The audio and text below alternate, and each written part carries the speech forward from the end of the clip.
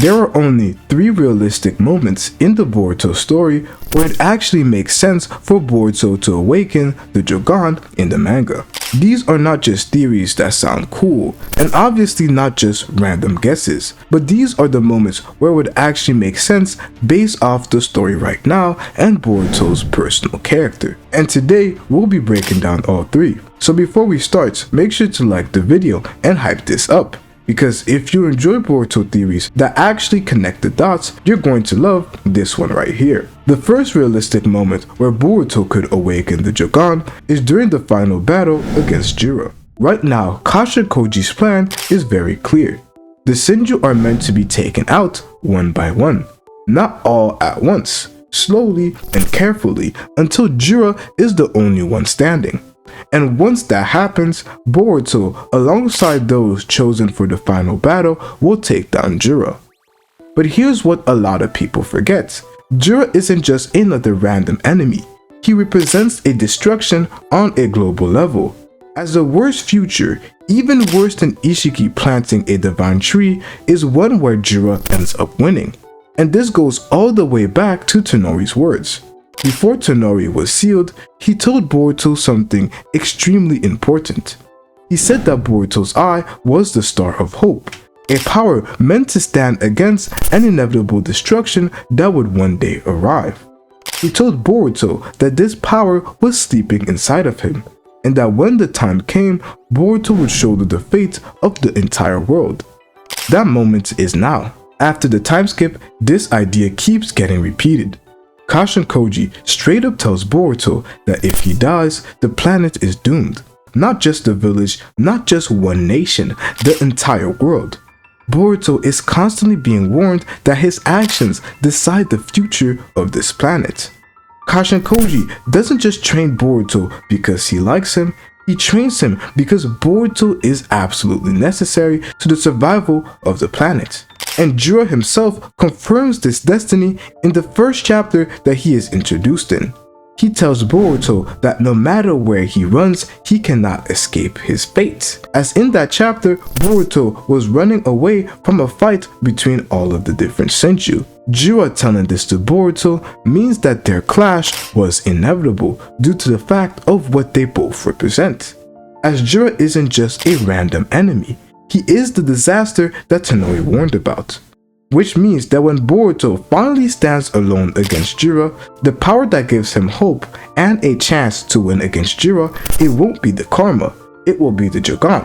Now this is a pretty plausible theory, however there are a few problems with it. The first one being that right now, the story is pushing towards the collaboration of Boruto and Kawaki alongside the aid of Momoshiki being what ultimately allows them to be able to take down Jura. The second being that for this moment to have good enough foreshadowing in the manga, especially due to the fact that we haven't seen the Jougan in the manga apart from that first scene, this moment of Tonori speaking to Boruto in his dream would have had to have been adapted in the anime. Or maybe Tonori will get his own adaptation before the final moments, but it doesn't really remove the fact that it wouldn't have the proper build-up that I would like for the Jougan. But this is where the second most realistic option comes to play, as it fixes all of these issues, and to me, it is the most likely option to turn out to be true. So first of all, a little bit of context. The current plan seems to involve Momoshiki taking full control of Boruto's body so that they can defeat Jura together with Kawaki. Or Boruto will be the one to use Momoshiki's abilities. But regardless, after that, Kawaki is supposed to kill Boruto. But what if he can't? Momoshiki using Boruto's body would be far stronger than anything we have seen before. Boruto already injured Jura without using the karma, and we know that the karma gives an exponential boost in power. And Momoshiki understands the karma far better than Boruto ever has. Even Momoshiki's confidence has changed in the time skip. Before, he avoided Kawaki. After Boruto's death in chapter 66, Momoshiki began to be quite hesitant in fighting Kawaki. However, now he says that he could defeat Kawaki in an instant. So what happens if Momoshiki wins and he doesn't end up dying? And I say this to say that I don't believe that Kawaki will end up being killed by Momoshiki, but a win on Momoshiki's side would still allow Kawaki to stay alive, as there are a couple of ways that it could end up going.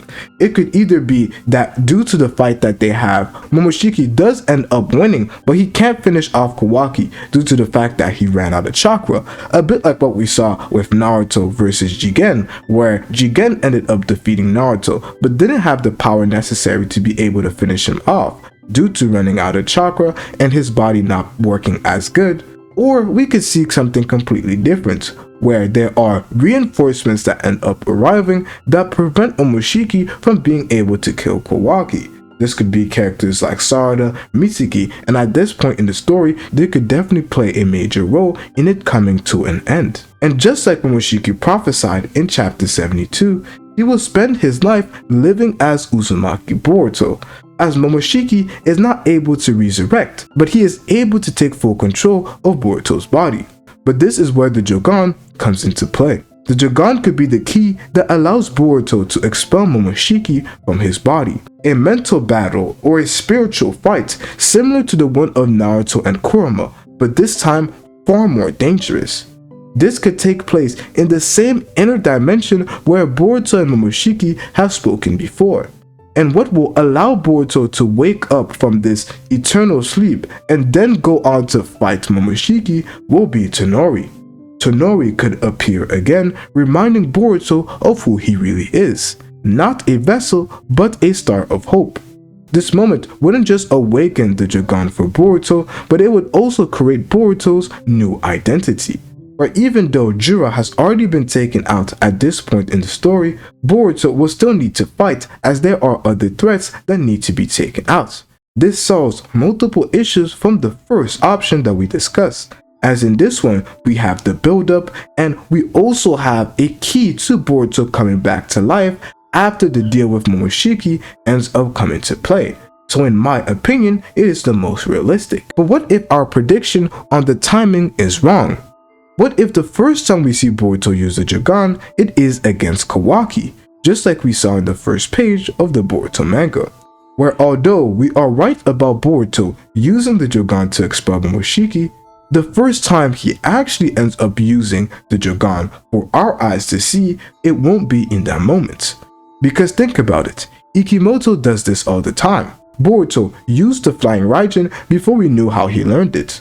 Boruto also used the Karma before we got the flashback about Momoshiki's deal. Big abilities are often shown first, then explained later. So imagine this, Boruto and Kawaki clash. Kawaki is already shocked that Boruto can use the Karma and basically alive now, then Boruto suddenly ends up activating the Jougan. No explanation in that first chapter. It is only in the next one that we learn how Boruto broke free from Momoshiki and awakened the Jougan, like in a flashback. Although this theory is quite plausible and realistic due to the fact that it matches with Ikemoto's pattern, I hope that this is not true, as it would remove the tension between the fight versus Momoshiki and Boruto if we ended up getting it in a flashback. And Momoshiki getting off screen would be hilarious, but not in a good way. So if I personally had to rank what I believe to be the most likely outcome of when Boruto is to awaken the Jougan, I would rank it as such. The first and most likely option would be that of Boruto awakening the Jougan as a way to regain his identity, be able to fight Momoshiki in this mental plane. This may be the Pure Lands, whatever you end up thinking that mental plane could be described of. It would make quite a bit of sense that the Jougan is what allows and gives Boruto back that hope to be able to fight against Momoshiki. Alongside that, we could definitely see the reintroduction to the character of Tonori, but this time in the manga, where either he is unsealed in the manga or he is sealed like we saw in the anime, but he ends up appearing to Boruto while he is in this eternal slumber. And during this eternal slumber, Boruto finally reawakens with the Jougan, fights Momoshiki, and then shoulders on the fate of the entire world, because there are most likely still other threats that need to be taken out, like the missing Otsuzukis and us finding out who the Otsutsuki clan truly is. I feel like that's the personal best. Now the second one would be the third theory I discussed. The third theory being that we could potentially see the first one being true, however the timing is actually different, where Boruto did in fact awaken the Jougan to defeat Momoshiki, but we don't end up seeing that moment first. What we see first is Boruto using the Jougan against Kawaki, and then what we see next is how exactly the Jougan came to be.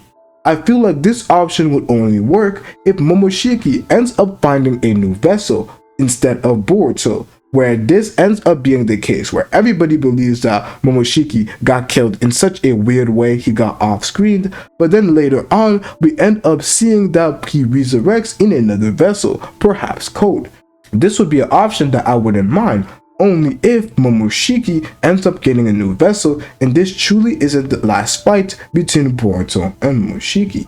Now the last one and the least probable out of all these realistic moments would be the first theory I discussed. Although it does make quite a bit of sense, I do believe that the fact that we haven't heard much of Tonori, nothing at all in the manga, I feel like it undermines the theory and makes it less probable to be accurate, due to the simple fact that Tonori has not really appeared in the manga, and for the Jougan to actually have good foreshadowing, and for it to be a good moment for the Jougan to appear, I do believe that we do absolutely have to see Tonori appear in the manga for the first theory to actually be viable. But out of these three, let me know which one you think is the most viable.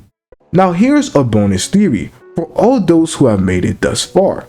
We already know that Boruto's sword contains a special material, but what if that special material is connected to Nue?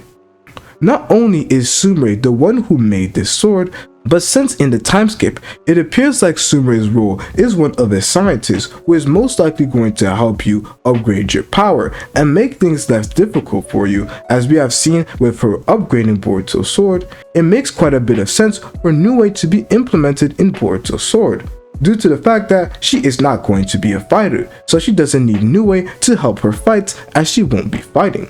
Because if you look at the first time that Boruto awakened the Jougan in the anime, his eye reacted to Nue's chakra.